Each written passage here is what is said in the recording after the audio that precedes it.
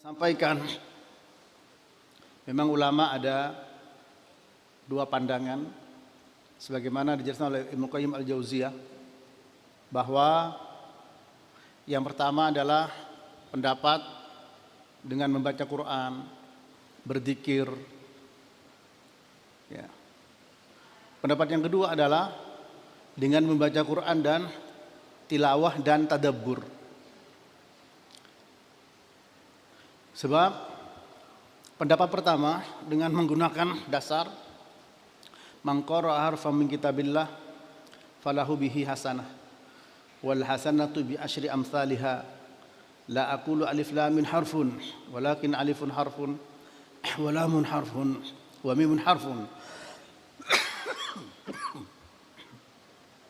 Rawahu At-Tirmidzi.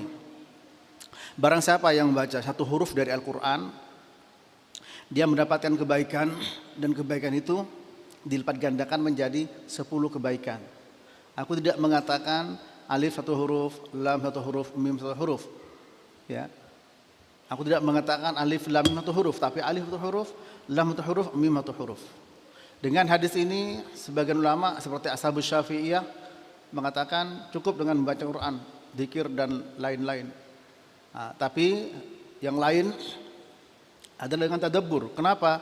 Karena Nabi SAW mempelajari Al-Quran bersama dengan malaikat Jibril.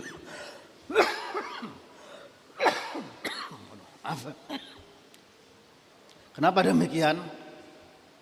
Karena kalau membaca, ya, bagi para sahabat itu namanya juga memahami, mentadabburi.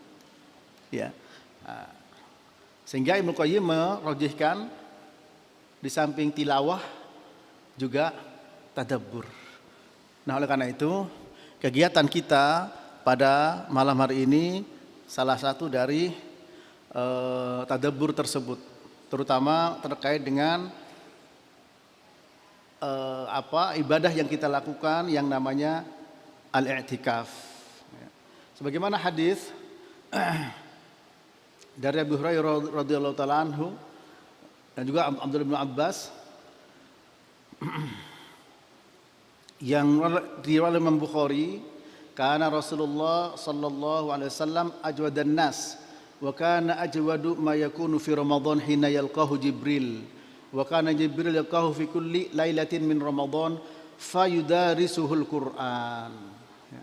Rasulullah sallallahu alaihi wasallam orang yang paling dermawan, gemar untuk melakukan kebaikan, dan beliau paling dermawan ketika berada di bulan Ramadan.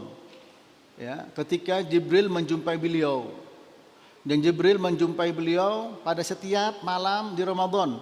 Fayudarisuhul Quran, yudaris, mempelajari Al-Quran, mengajarkan kepada Nabi Al-Quran. Nah ini. Nah, oleh sebab itu kepada para jemaah, insya Allah ke depan mungkin tidak lama, ya, kita adakan acara menjelang buka puasa dan juga ba'da isya, karena sholat kita nanti jam 2. Tidak lama, nanti mungkin ada pilihan-pilihan topik yang tujuannya adalah untuk membangkitkan hati kita, semangat kita, agar lebih mencintai Allah dan Rasul sallallahu alaihi wasallam, mencintai Al-Quran, dan benar-benar bertambah keimanan dan keyakinan bahwa Al-Quran itu merupakan petunjuk. Syahrul Ramadan alladzi unzila fihil Quran hudal linnas wa bayyinatin minal huda wal furqan. Bulan Ramadan, bulan di mana diturunkannya Al-Quran sebagai petunjuk bagi manusia. Betul dibaca dapat pahala, ya. Namun membaca Quran tentu dengan kita memahami, mentadabbur. Afala yatadabbarunal Quran am ala qulubin aqfaluha? Tidakkah mereka mentadabbur Al-Quran atau hati mereka terkunci? Ulama menjelaskan bahwa mukhatab ayat ini ditujukan kepada orang kafir dan orang munafik. Jadi orang kafir dan orang munafik disindir oleh Al-Quran tidak mentadabbur. Kalau orang kafir, orang munafik punya beban untuk mentadabbur, apalagi orang beriman. Tadabbur. Oleh karena itu, acara-acara berikutnya kita akan pertama akan kita bahas ya terkait dengan manhaj para sahabat, ya, manhajnya para salafus soleh di dalam memahami Al-Quran. Kemudian bagaimana mentadabbur Al-Quran. Kemudian insya Allah ada ayat-ayat pilihan yang terkait dengan masalah orang-orang ketika mendengar ayat-ayat Allah Ta'ala seperti para pendeta menangis, ya. Wa idza sami'u ma unzila ilar rasul tara ayunahum tafidu minad dam'i mimma arafu minal haq. Ketika para pendeta itu mendengar apa yang diturunkan Allah kepada Rasul, engkau lihat air mata mereka mengalir. Kenapa? Karena kebenaran yang mereka ketahui. Kebenaran, ya. Kemudian terkait juga dengan jin yang mendengarkan Al-Quran kemudian beriman. Nah, ini insya Allah akan dibahas insya Allah para jemaah. Kemudian dipilihlah nanti mungkin sama Ustadz Ilham tafsir surat-surat pendek yang biasa dibaca ketika para jemaah dikerjakan sendiri-sendiri ketika sholat sunnah, sehingga apa? Bisa ditadabburi makna dari ayat-ayat itu. Selebihnya silakan baca Al-Quran, ya. Nah, oleh karena itu pada malam hari ini kita akan mengawali, mungkin memang waktunya agak sedikit panjang, ya, habis 1 jam atau lebih, yaitu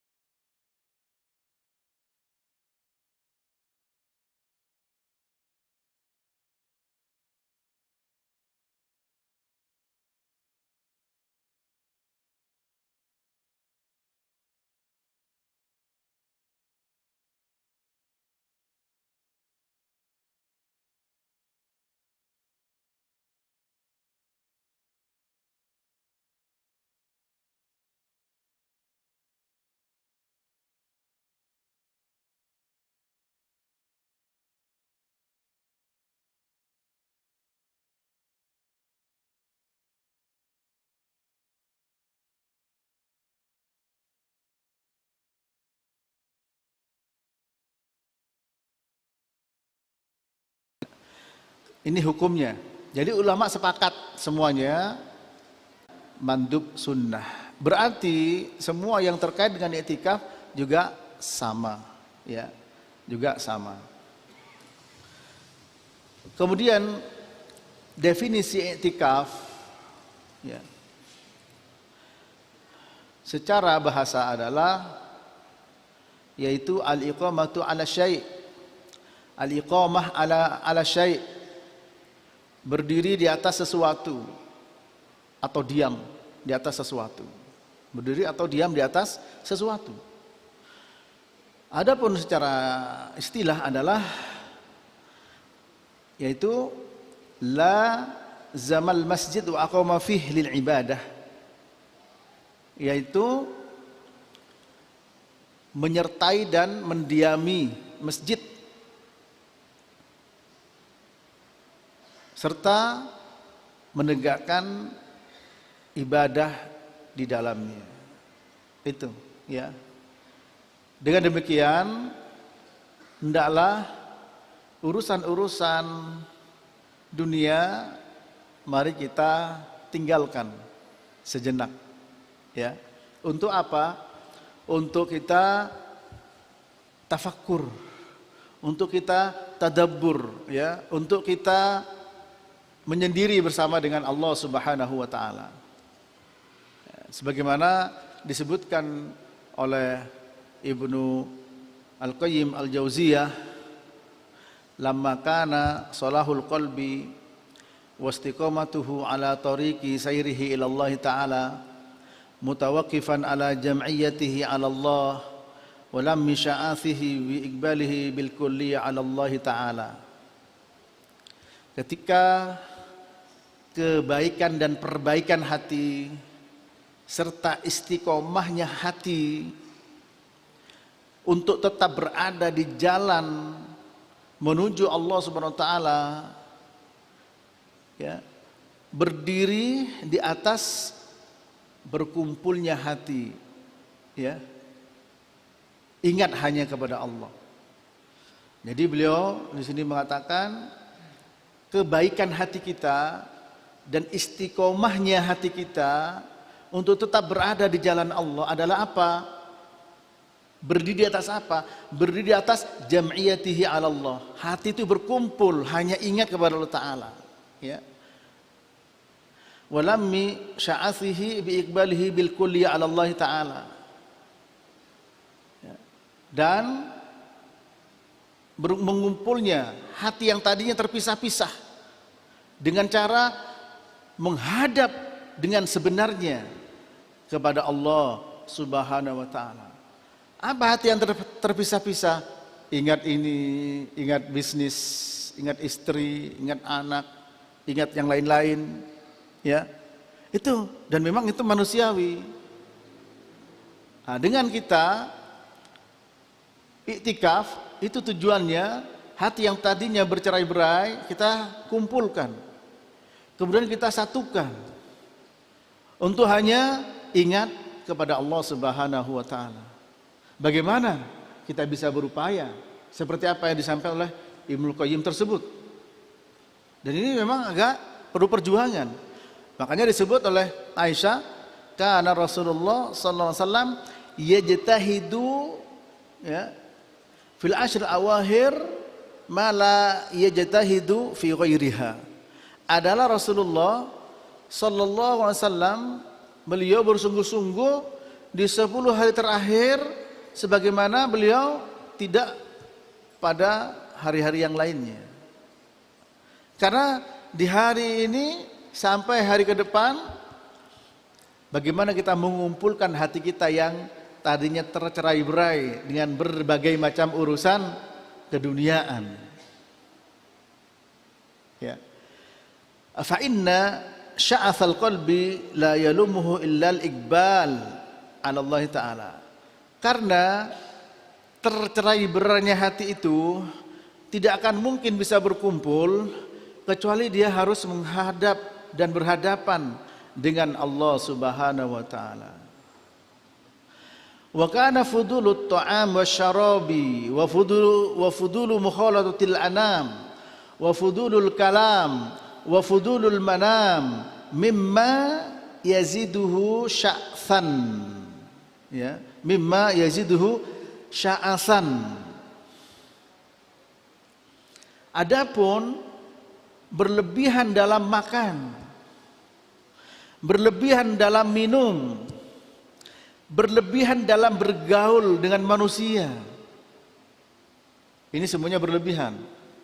Berlebihan dalam bicara dan berlebihan dalam tidur, itu semua merupakan perkara-perkara yang bisa memperparah dan menambah kondisi hancur dan leburnya hati seseorang.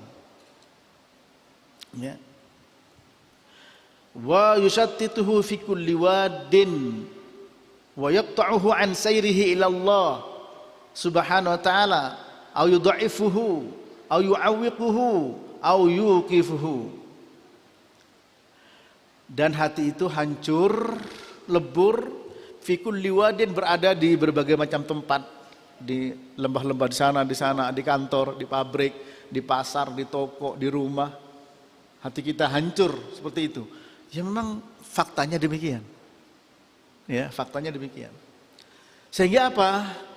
Semua itu memutus hati kita dari apa? Dari berjalannya dia menuju Allah, atau melemahkan, ya, atau memberikan hambatan, atau bahkan memberhentikan hati kita.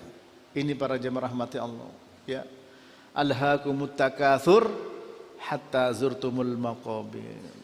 Telah membinasakan kalian at-takatsur, memperbanyak at-takatsur, yaitu memperbanyak harta dan anak-anak, sampai kamu masuk ke dalam kuburan. Nah, iktadot rahmatul azizir rahim bi ibadihi an syar'a lahum minas shaum.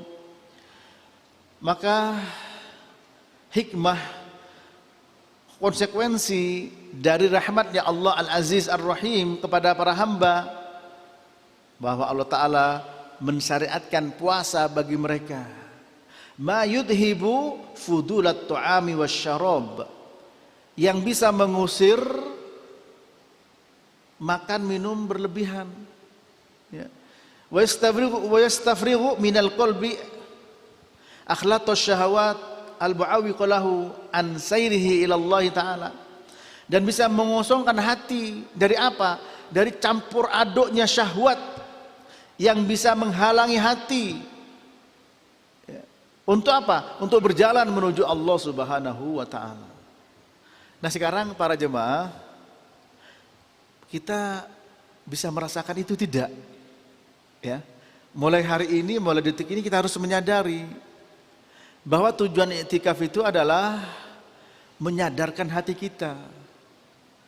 Setelah sadar masing-masing, tadi sudah remuk, sudah hancur, berkeping-keping, berpisah-pisah, ada di kantor, ya, nunggu THR, ya, yang bos ngitung THR, yang ini macam-macam, ya, atau mungkin ini kesempatan jualan. Memang ujiannya justru kalau kita ini di 10 hari terakhir, ya, ujiannya tuh mudik, perbaiki mobil di bengkel, ujiannya adalah nunggu THR, ujiannya adalah beli baju baru, ujiannya adalah jualan, macam-macam.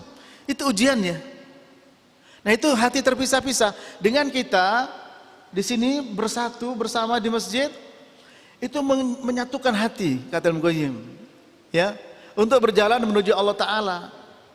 Sehingga ketika kita tadi berlebihan dalam makan, berlebihan dalam minum, berlebihan dalam bicara, berlebihan dalam bergaul, berlebihan dalam macam-macam, itu hati menyatu untuk kepada Allah Ta'ala. Puasa menyingkirkan berlebihan makan dan minum, ya. Wa syara'ahu biqadril maslahah bihaitsu yantafi'u bihil abdu fi dunyahu wa ukhrah. Kemudian Allah Ta'ala mensyariatkan puasa tersebut, ya, sesuai dengan kadar kemaslahatan, di mana seorang hamba bisa mengambil manfaat baik dalam kehidupan dunia dia maupun kehidupan akhiratnya, ya. Wala yadurruhu wala yaqta'uhu an masalihil ajilah wal ajilah.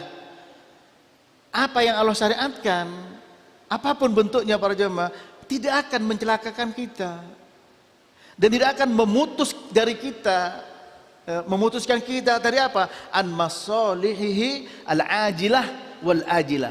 Kemaslahatan baik yang kontan maupun yang tempo. Kontan dunia, tempo nanti di akhirat. Jadi apa yang Allah syariatkan itu manfaatnya dunia dan akhirat para jemaah. Asy-syariah. Apa syariah itu? Coba lihat di kamus bahasa Arab seperti di Al-Mu'jamul Wasit. Ada apa? Mawaridul miyah, ya, manba'ul ma, sumber mata air. Jadi syariat sumber mata air. Allah syariatkan itikaf, Allah syariatkan puasa, Allah syariatkan qiyamul lail, Allah syariatkan zakat, Allah syariatkan haji, Allah syariatkan semua, salat dan seterusnya. Itu semua adalah untuk kebaikan kita, bukan hanya akhirat tapi juga dunia, ya. Al-ajilah wal ajilah. Para jamaah rahmati Allah. Oleh karena itu Allah Ta'ala memanggil, ya ayyuhalladzina amanu stajibu lillah walir rasul idza da'akum lima yuhyikum. Wahai orang beriman, sambutlah seruan Allah dan Rasul ketika mengajak kalian untuk apa? Ma yuhyikum. Ma di sini isim mausul yufidul umum. Apa saja yang bisa menghidupkan kalian. Dan hidup selalu konotasinya identik dengan al-maslahah, itu hidup. Itu identik dengan kebaikan, kemaslahatan. Syariat itu kehidupan. Jadi syariat itu sumber kehidupan para jemaah.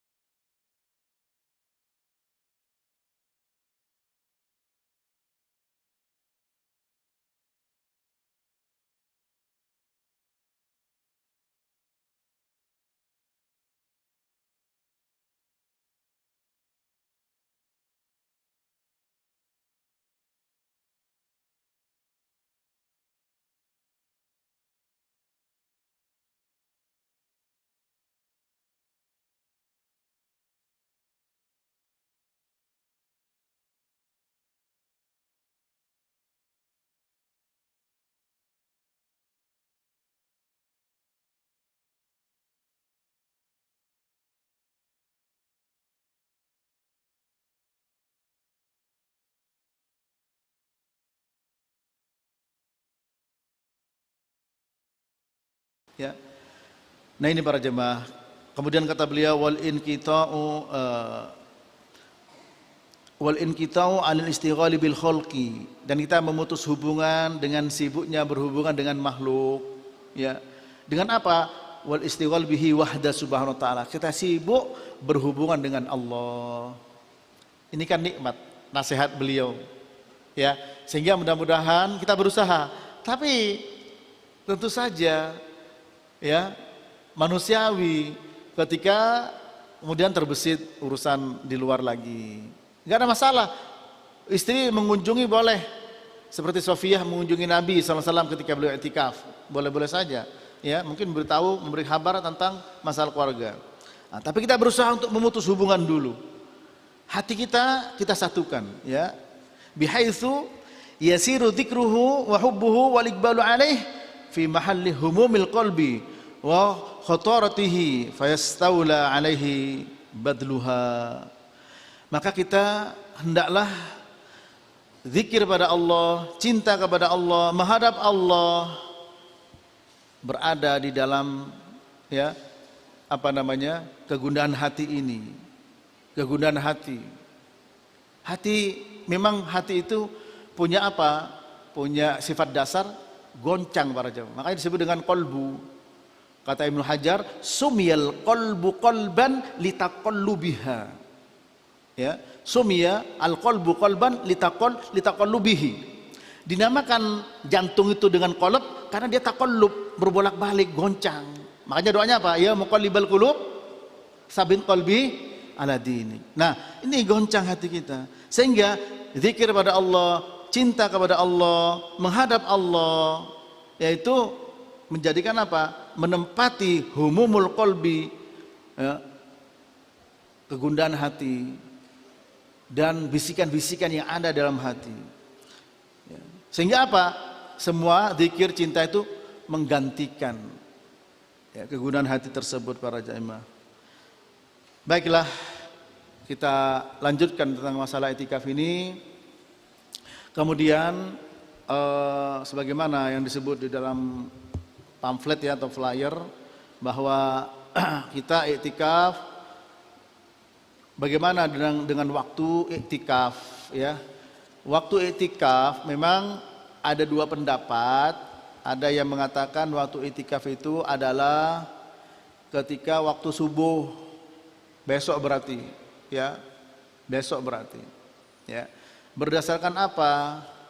Berdasarkan hadis Nabi, di mana Nabi masuk ke dalam tempat i'tikafnya itu yaitu pada waktu subuh, ya, sebagaimana hadis Aisyah, ya. Kana Nabiyyu sallallahu alaihi wasallam ya'takifu fil ashr awahir min Ramadan fakuntu adribu lahu khiba'an fa yusalli subha thumma yadkhuluhu, ya.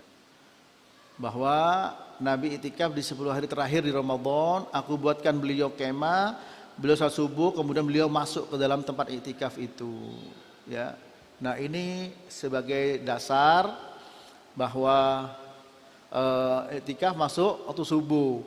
Tapi jumhur ulama mengatakan adalah waktu menjelang huruf, ya, menjelang terbenamnya matahari di malam 21 seperti tadi itu, ya. Kemudian dijama', insya Allah ini tidak bertentangan, dijama' Nabi masuknya ketika i'tikaf ke masjid adalah di malam harinya, yaitu sebelum waktu ghurub, ya. Karena yang namanya malam dimulai sejak matahari terbenam, itu malam, sampai terbit fajar waktu subuh, itu. Kemudian baru setelah subuh beliau masuk tenda beliau. Ada yang bawa tenda di sini? Ada juga? Oh enggak. Ya, kalau terlalu banyak tenda susah juga nantinya, ya. Makanya ketika Aisyah ikut i'tikaf, ya, Hafsah bertanya kepada Aisyah, minta izin, diizinkan. Kemudian Zainab juga iya, ya. Lalu Nabi melihat ada apa ini kok banyak tenda, ya. Kok banyak tenda, ya. Kemudian Nabi SAW menyuruh untuk merobohkan tenda-tenda tersebut, ya, dan beliau nggak jadi itikaf. Itikaf beliau di bulan Syawal, ya, di bulan Syawal. Beliau itikaf di awal 10 awal bulan Syawal.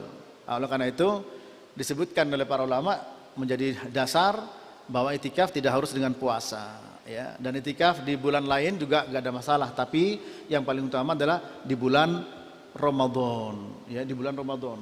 Kemudian selanjutnya para jemaah rahmati Allah, menjadi itu waktu itikaf, ya. Di sini memang ada khilaf, namun dijama' oleh para ulama tidak bertentangan antara masuknya Nabi ke tempat itikaf beliau, ya, ke tenda beliau, dengan pendapat jumhur yang mengatakan menjelang ghurubus syamsi, ya, menjelang matahari terbenam, karena matahari terbenam itulah awal dari malam, ya, awal di malam. Kapan keluarnya? Keluarnya ba'dah ghurubus syamsi fi lailatul id, yaitu setelah matahari terbenam di malam id. Malam id itu, ya, di malam id. Meskipun ada ulama juga menjelaskan seperti Imam Syafi'i, lebih baik malam id bermalam supaya bisa sholat hari raya besoknya. Tapi enggak, ya, ini pendapat beliau, karena memang yang namanya awal dari bulan Hijriah itu diawali setelah matahari terbenam, itu diawali, ya, awal tanggal dan gantinya tanggal, ya, seperti awal Ramadan, ya, setelah maghrib diumumkan, ya. Seperti awal Id juga demikian, sama setelah terbenam matahari, demikian. Maka kita masuk tadi, antum sudah masuk huruf, atau mungkin ada yang masih ada urusan, ingat semuanya sunnah, ya, fattaqullaha mastata'tum. Nah, namun setelah masuk masjid, mudah-mudahan kita bisa melupakan urusan dunia, ya, bisa melupakan urusan dunia. Selanjutnya para jemaah, iktikaf hanya di 3 masjid, ya, iktikaf hanya di 3 masjid. Nah, ini berdasarkan hadis la i'tikafa illa fil masajid ats-tsalatsah. Tidak ada iktikaf kecuali di 3 masjid, yaitu Al-Masjidil Haram, wal Masjidil Aqsa, wal Masjid An-Nabawi, Al-Masjid An-Nabawi. Ya. Ini pendapat. Dan itu hadis Hudzaifah. Ada yang mengatakan marfu, ada yang mengatakan mauquf. Ya. Namun jumhur mengatakan berdasarkan hadis, berdasarkan ayat, wala tubashiruhunna wa antum akifuna fil masajid, ya. Jangan kalian berhubungan sama istri sementara kalian sedang iktikaf di dalam masjid. Berarti sini masjid bentuknya jamak, ya, masjid apa saja. Kemudian ini dikuatkan oleh hadis Aisyah radhiyallahu taala anhu yang mengatakan as-sunnah 'alal mu'takif alla ya'uda maridan wa la yashhad janazatan wa la yamussa imra'atan wa la yubashiraha wa la yakhruju li hajatin illa lima la budda min wa la i'tikafa illa bisaumin wa la i'tikafa illa fi masjidi jami'in, ya. Merupakan sunnah itu bagi orang yang i'tikaf, ya, yaitu satu, tidak menjenguk orang sakit, tidak menyaksikan jenazah, ya. Menyaksikan di sini dari memandikan, mensolatkan dan mengantarkan. Tidak menyentuh perempuan, yaitu tidak berjima, ya. Tidak menyentuh, wala yubashiruha, berjima. Dan juga tidak keluar untuk keperluan kecuali yang darurat, yang tidak mungkin bisa dihindarkan. Dan tidak ada iktikaf kecuali dengan puasa. Dan tidak ada iktikaf kecuali di masjid jami'. Ini, ya, bagi saya lebih memberikan penjelas dari tidak ada iktikaf kecuali 3 masjid tadi. Kalau di jama', maka di sini kalau iktikaf di haram itu lebih utama, tentu tidak bisa dipungkiri. Sehingga la i'tikafa illa fi al-masajid ats-tsalatsah, itu bukan menunjukkan lam di sini adalah bukan nafsu as-sihhah ya, tapi nafsul kamal, bukan menafikan sahnya iktikaf ya, bahwa tidak sah iktikaf kecuali 3 masjid, tidak, tapi al-kamal, kesempurnaan, keutamaan, demikian ya. Sehingga apa? Jangan ragu kita iktikaf di masjid mana saja ya. Yang penting masjid jami itu yang mengumpulkan.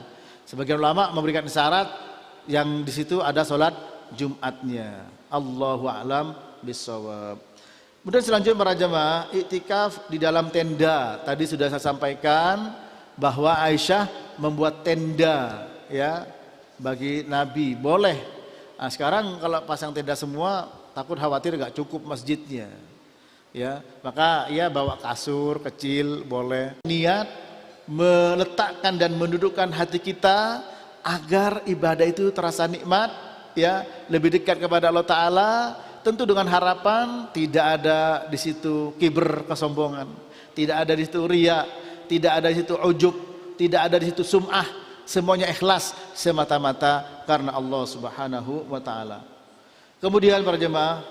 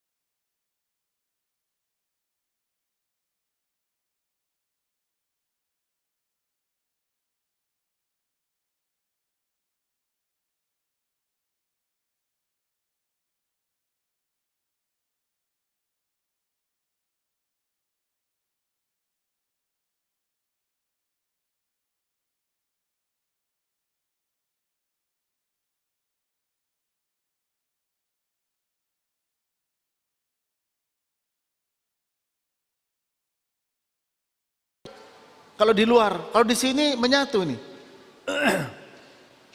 Kita usahakan untuk bersatu seperti disebut oleh Ibnu Qayyim tadi. Ya. Dengan apa? Dengan mengontrol semua aktivitas kita yang ada di sini. Mungkin tidak di masjid yang dimuliakan Allah kemudian kita berbuat maksiat. Mungkin? Mungkin tidak. Mungkin. Sahur pakai soto tapi daging manusia. Mungkin. Ya. Dan yang lain-lain. Sumber maksiat proses oleh hati, keluar di lisan dan seterusnya para jamaah. Nah ini tolong semuanya menjadi perhatian kita. Jangan sampai kita berbuat maksiat di masjidnya Allah Subhanahu wa taala. Selanjutnya adalah di sini ya yang disyariat dalam iktikaf. Tadi saya sampaikan khilaf para ulama ya, bahwa ada yang mengatakan sudah cukup baca Quran, dzikir dan lain sampai nggak perlu yang lain. Tapi Ibnu Qayyim mengatakan juga seperti kajian begini boleh mempelajari Al-Quran, mempelajari Sunnah, ya masuk dalamnya. Nah, ini dalilnya jelas bahwa Nabi bersama malaikat Jibril setahun dalam Ramadan menghatamkan Quran sekali, yudaris mempelajari, ya mempelajarinya. Ya. Atau ketika beliau meninggal 2 kali menghatamkan Quran. Nah, tapi juga ada hadis yang mengatakan bahwa Nabi menghatamkan setiap malam. Hadis Imam Muslim dari Aisyah radhiyallahu taala anha, wala alamu nabiyallah, ya. Aku tidak mengetahui Nabi Allah yang membaca Quran semalam. Ya, kecuali Nabi di Ramadan. Ya, maksudnya selain di luar Ramadan, maksudnya di Ramadan, ya. Beliau menghatamkan dalam semalam. Imam Syafi'i semalam 2 kali. Para imam yang lain ada yang seminggu sekali, ada 3 hari sekali. Nah kita mungkin sudah selesai 1 kali, selesai 2 kali, berapa kali? Ingat, mudah-mudahan acara seperti ini masuk bagian pada tadabbur tentang ayat-ayat Allah. Dan sebentar, kalau sekarang mungkin agak lama sedikit, antum maklumi.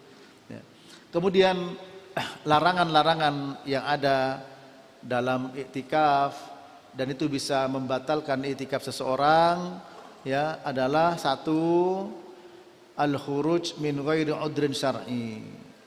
Keluar dari masjid tanpa udzur syar'i. Ya, tanpa hajat yang benar-benar mendesak.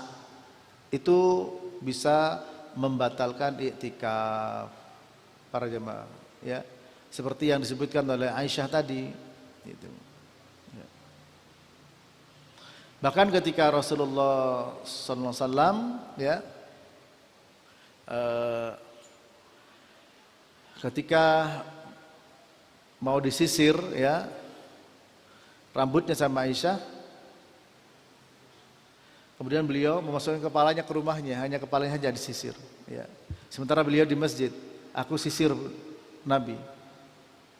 Begitu. Jadi tidak keluar. Ya, kalau memang itu sangat diperlukan. Ya. Bahkan Aisyah mengatakan, tadi sudah saya sampaikan asarnya, termasuk di antara sunnah orang iktikaf tidak mengunjungi orang yang sakit, tidak menyaksikan jenazah, ya, tidak berhubungan sama istri. Yang kedua yang membatalkan iktikaf adalah al-jima, ya, yaitu berhubungan sama dengan istrinya. Apa saja yang boleh bagi orang iktikaf? 1, keluar al-khuruj lil hajah allati la budda minha. Keluar masjid yang perlu kebutuhan mendesak boleh, tidak membatalkan iktikaf, ya. Yang kedua adalah istighal al-mu'takif bil umur al-mubahah, yaitu menyibukkan diri dengan perkara yang mubah, ya, mubah. Seperti apa? Seperti dikunjungi istri atau kerabat atau teman, ya. Kita nggak keluar cuma di pintu masjid, atau kalau laki-laki masuk ke masjid boleh, nggak masalah. Ya.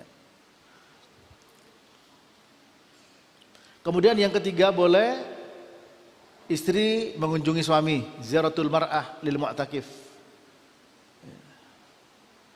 Yang keempat, boleh istri mungkin berduaan sama suaminya, mungkin ada cerita yang perlu disampaikan, boleh. Tapi sekarang alhamdulillah sudah ada ini.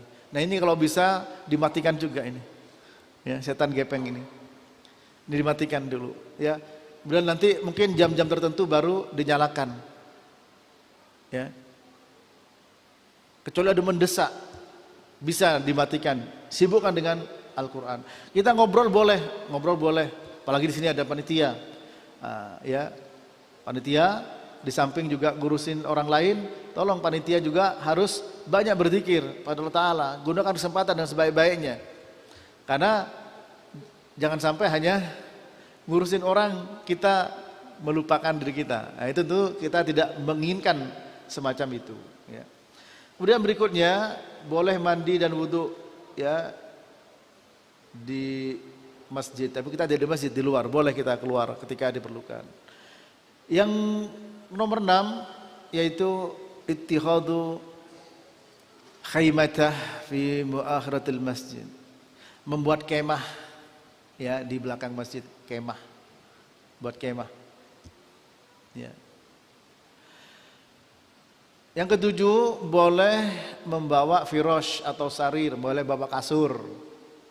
Boleh bawa kasur, tapi jangan bawa dipan. Boleh bawa kasur, ya. Kemudian yang berikutnya, boleh khidbah, ya. Mungkin terjadi masa saat nggak sabar, nanti aja nunggu setelah Syawal, ya.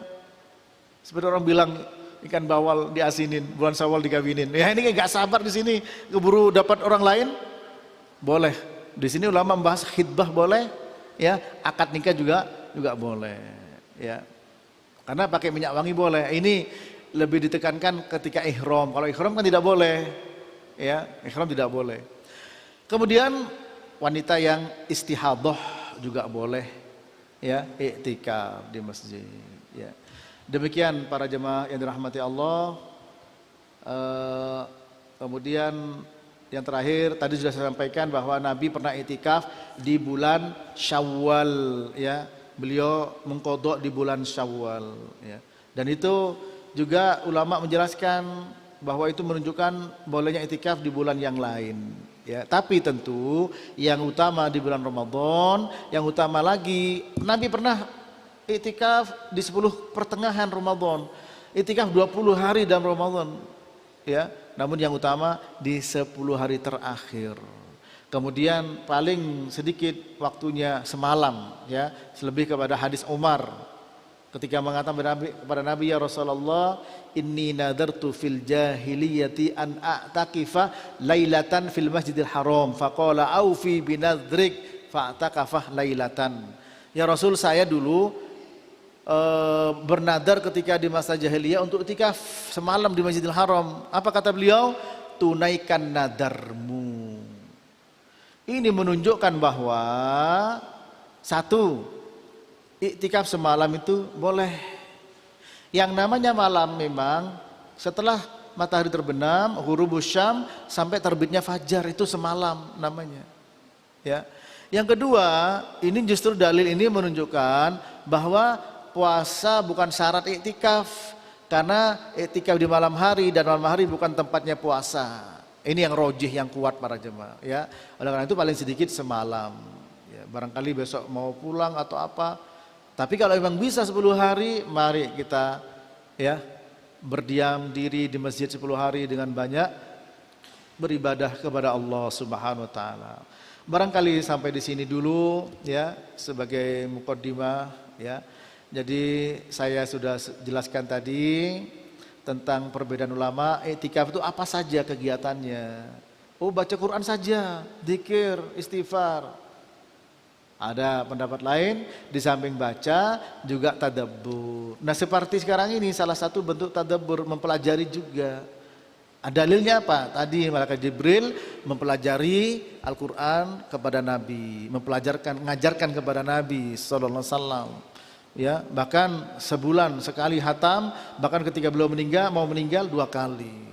Ya, demikian para jemaah, semoga bermanfaat. Mungkin ada pertanyaan yang mau disampaikan, silahkan ya. Pertanyaan bebas, silahkan. Kalau iya Pak, kalau bisa itu disediakan kertas pada panitia, biar jamaah yang mungkin malu untuk tanya langsung bisa dapat kertas.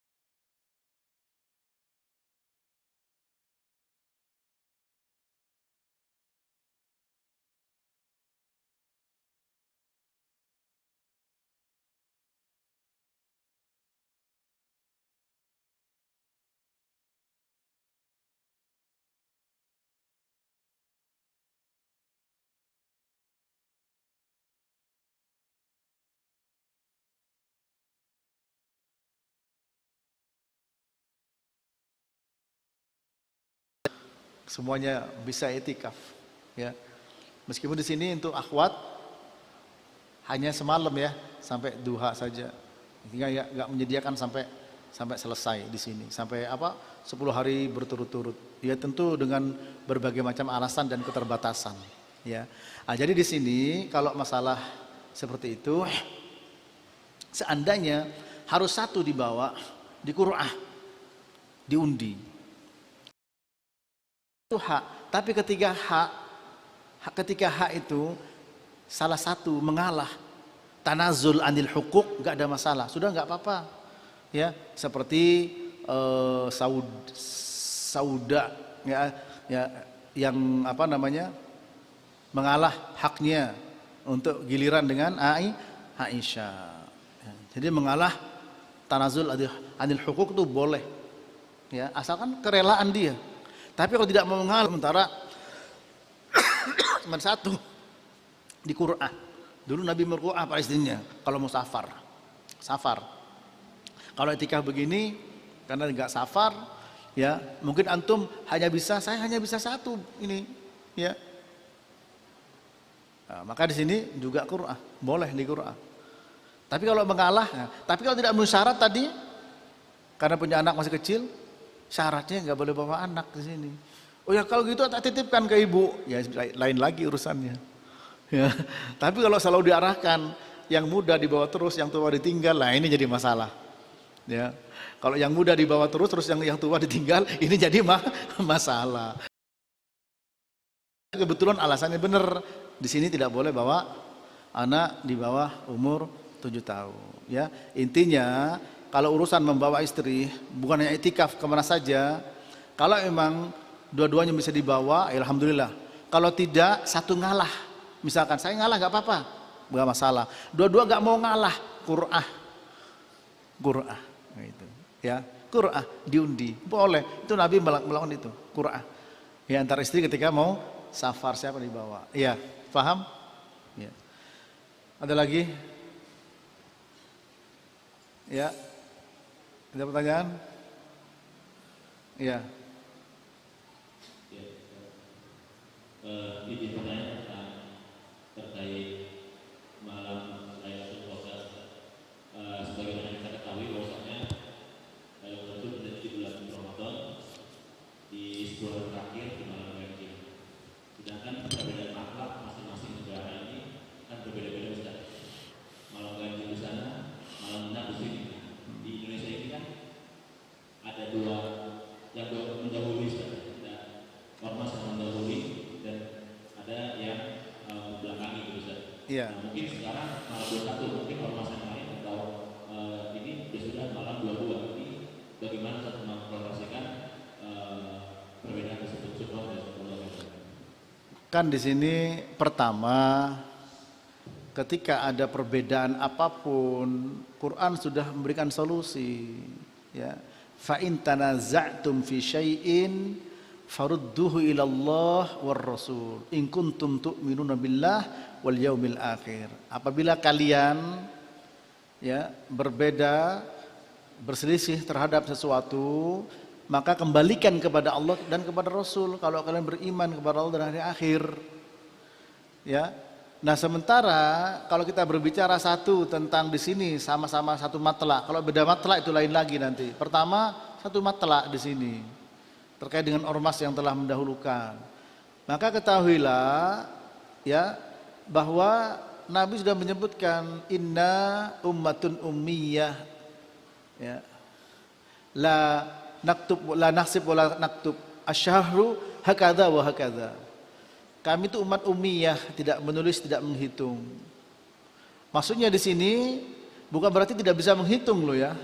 Karena para sahabat pinter, kata Ibnu Taimiyah dalam Majmu' Fatawa ketika menjelaskan hal ini, hadis ini, para sahabat pinter ngitung warisan. Nah, warisan jeli rumit, bukan nggak bisa menghitung. Nah, ini menunjukkan kebenaran agama. Bulan tuh begini, begini, begini, 29 atau 30. Ya, kadang 29, kadang 30. Nah, ini. Sehingga orang yang tidak sesuai dengan syar'i, siapapun dia, ketika menentukan awal Ramadan atau awal Syawal, maka tidak menjadi sebuah ukuran. Karena Nabi menjelaskan sumu liru'yatihi wa aftiru liru'yatihi fa in humma 'alaikum faqdurulah. Ya, fa in humma 'alaikum fa'akmilu iddata Sya'ban 30 wa fi riwayah. Berpuasalah karena melihat bulan dan berhari raya karena melihat bulan. Itu berdasarkan hilal. Yas'alunaka 'anil ahillah qul hiya mawaqitu lin-nasi wal hajj. Mereka bertanya tentang bulan. Katakanlah itu petunjuk waktu bagi manusia dan petunjuk waktu untuk pelaksanaan haji. Nah, disuruh untuk melihat hilal. Kalau tertutup oleh awan, perkirakanlah. Apa perkiraan di sini? Dengan hadis yang lain, sempurnakan bilangan Sya'ban menjadi 30. Itu yang syar'i. Adapun dengan hisab, perbintangan, tidak pernah. Di zaman Nabi itu sudah ada dan tidak dilakukan oleh Nabi Shallallahu Alaihi Wasallam. Itu. Nah, kemudian terkait dengan perbedaan matla, memang pernah saya sampaikan di awal di sini, perbedaan matla disebutkan oleh Syekh Abdullah Al-Bassam dalam kitabnya Tawdihul Ahkam min Bulughil Maram, ya, dengan jarak radius 2666 km. Itu disebut satu matla. Perbedaan matla ada dalil yaitu hadis Quraib, ya, di mana ketika Quraib datang ke Syam puasa Jumat, ketika di Madinah, loh, kamu kapan Sabtu? Kata Ibnu Abbas. Ibnu Abbas, Quraib budaknya Ibnu Abbas. Setelah itu beliau katakan, tidak cukupkah puasanya Muawiyah? Apa kata Ibnu Abbas? La hakada amarana Rasulullah sallallahu alaihi wasallam. Tidak, begitulah Rasulullah SAW menyuruh kami untuk berpuasa dengan melihat yang ada hilal di situ. Ini menunjukkan perbedaan matla, ya. Nah, ketika berdasarkan perbedaan matla, di sini dengan Saudi beda. Kebetulan kemarin juga beda. Sana Sabtu, kita Ahad, ya. Maka terkait dengan masalah ini, masalah Lailatul Qadar bagaimana? Nabi tidak menjelaskan tentang pastinya di malam keberapa, tapi beliau menyuruh untuk mencari di malam hari ke-10. Kemudian muqayyad dengan witr, ya, taharrau lailatal qadri fil witri minal ashril awakhir min Ramadan. Carilah oleh kalian, ya, burulah oleh kalian Lailatul Qadar itu di bilangan ganjil dari 10 terakhir di bulan Ramadan, ya. Sementara di hadis lain taharrau lailatul qadar fil ashril awakhir min Ramadan, di 10 hari terakhir. Maka, ya, bisa genap bisa ganjil kita tidak tahu. Yang pasti di hari terakhir. Dan memang dapatnya diganjil disuruh, ya, di malam 29, di malam 27, di malam 25. Bahkan persaksiannya Ubay bin Ka'ab sampai bersumpah di malam 27. Kemudian Abu Sa'id Al-Khudri di malam 21.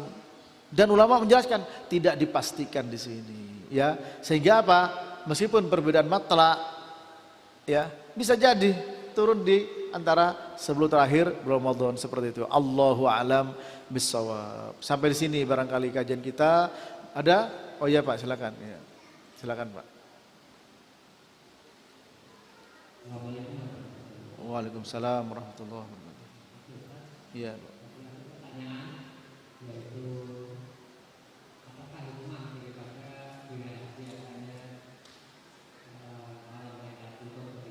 Apa hikmah?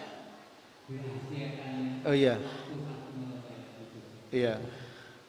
Apa rahasia disembunyikannya dan tidak ditentukan malam qadar supaya kita itu bersemangat untuk beribadah pada semua malam, terutama di 10 malam terakhir ini, ya, sehingga tidak pilih-pilih. Namun kan tidak semua orang, ya, semuanya mampu.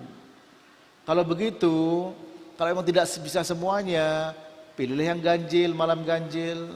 Kalau nggak bisa semuanya, 21 atau 27. Kalau tidak bisa, ini. Jadi hikmah disembunyikannya, dirahasiakannya. Kenapa? Kapan turunnya malam Lailatul Qadar? Agar kita semua bersungguh-sungguh di 10 malam terakhir ini sampai bersumpah walayalin asyr wasyaf'i wal watar, demi malam yang 10 malam ini sekarang ini para jemaah, ya, Jadi mulai malam ini ya, dan saudara mulai tadi dengan sholat maghrib, kemudian dengan takjilnya, dengan sholat maghribnya, dengan sunnah qobliyahnya, kemudian dengan isya, dengan sunnahnya, ini semua merupakan kesungguhan. Dan saudara bersabar duduk sekarang ini juga kesungguhan. Ya, dalam pengertian kita berharap apa yang kita lakukan ini benar-benar bernilai. Ya, oleh sebab itu dengan kajian ini diharapkan, tadi kata Ibnu Qayyim al-Jauziyah, hati kita yang tadinya bercerai-berai kita satukan. Ya, yang tadinya mungkin ada karena manusia, karena yang lain